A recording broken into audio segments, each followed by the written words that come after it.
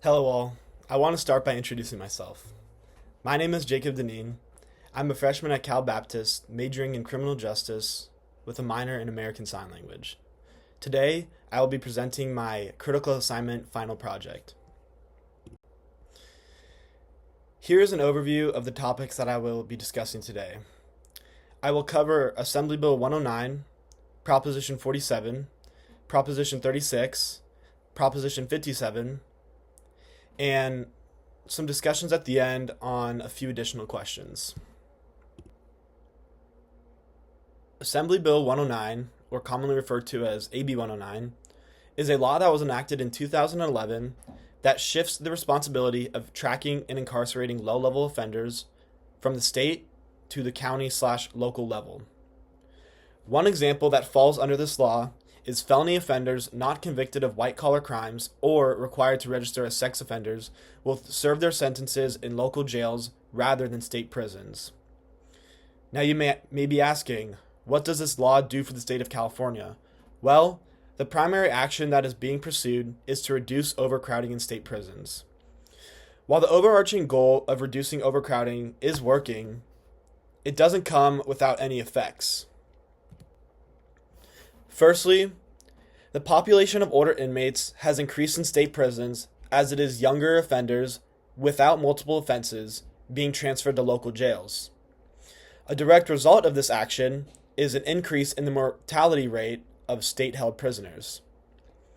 Additionally, the increase of inmates in local jails is causing low-level criminals to be released, with a subsequent increase in drug and theft crimes by those individuals.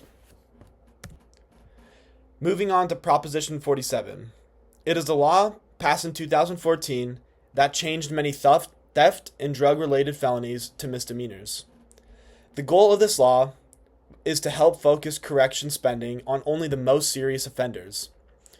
It also aimed to provide alternative outcomes for those who committed less violent crimes and investing money into rehab programs.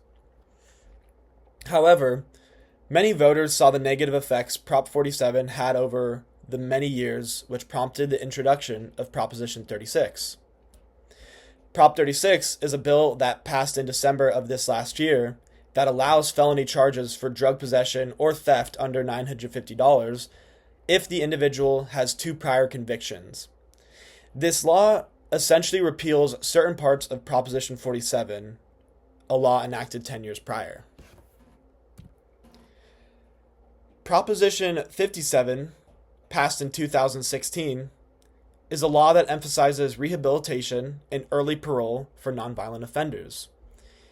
Its 3 intentions are to allow the opportunity for violent offenders to parole early, the opportunity for juvenile offenders to rehab within the juvenile system rather than the adult system, and to allow nonviolent inmates the chance to petition for resentencing.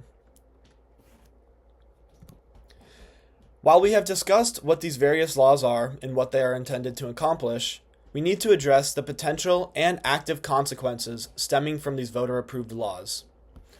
Regarding AB 109, the largest consequence we are seeing is rising property crimes by low-level criminals being released early with the increase in local incarcerations.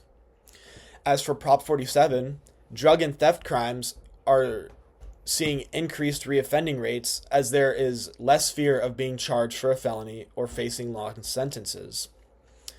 And for Prop 57, not only are inmates allowed to reduce their sentence by up to 50%, there has been an expansion in what constitute as a nonviolent crime.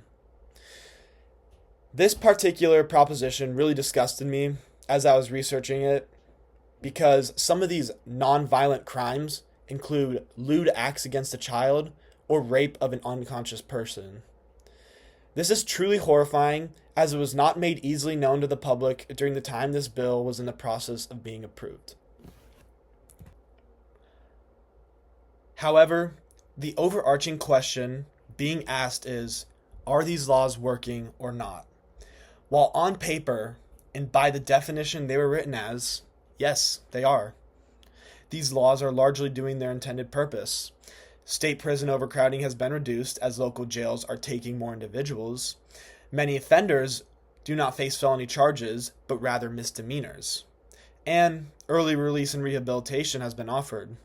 However, the fact of the matter is, these laws are not perfect, as we have seen with the addition of Prop 36, or the crimes that have been committed under the protection of Prop 57 and AB 109.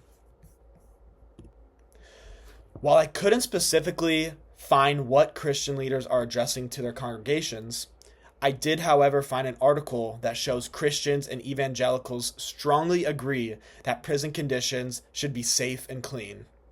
Hebrews 13:3 urges us to remember those who are in prison as though you were in prison with them. I think this attests to the belief that we as Christians should have love and care for our fellow brothers and sisters.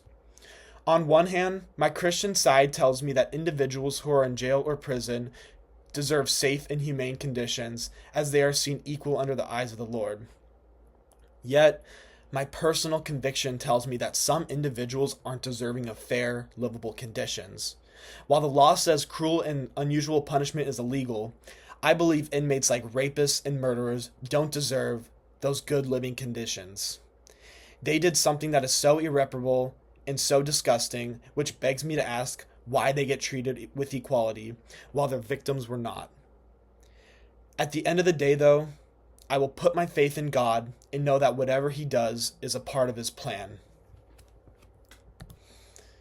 The last thing I will say to the citizens who vote on laws like these: dive deep and understand what these laws are emphasizing, and think of the consequences that could stem from voting yes to these proposed laws.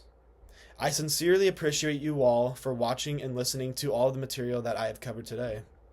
Thank you, Dr. Kling, and I'm looking forward to having you again next semester. Thank you.